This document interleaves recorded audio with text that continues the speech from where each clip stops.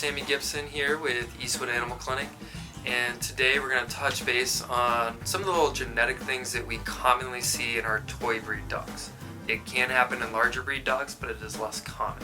So today's focus is more on our toy breed dogs, which is anything less than about 15 pounds, max 20. One of the big things that we'll see as a genetic abnormality with these guys that will progress over time is what's called a luxating patella.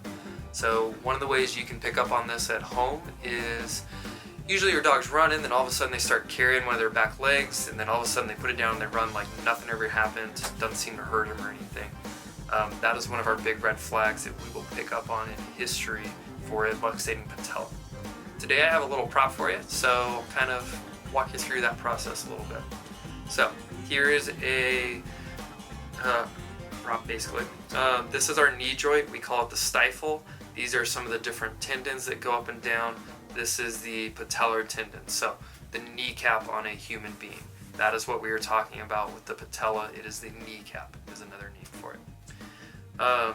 This is the femur, and there's a little groove that's in here in the femur that fits everything.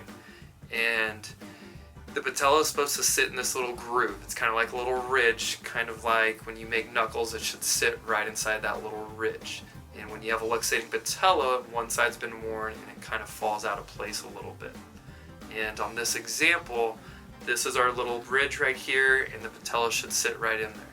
There's the patella bone surrounded by the two tendons, and as the knee moves, it helps keep it in line and support it.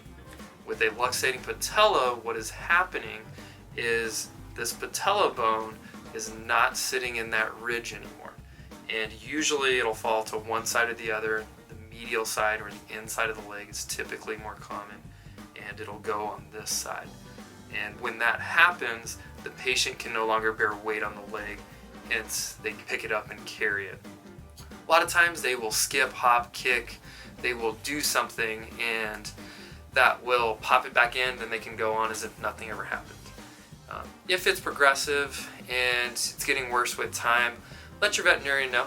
There's a procedure we can do that is very common, and we kind of go in and correct the abnormality, and most patients do really well with it. And hope that helps you guys out a little bit, and just watch for your skip and hopping little ones. And if they're doing it, just touch base with your veterinarian. There's some preventative measures we can give you to try and slow some things down a little bit. So, take care guys. Hope that was helpful.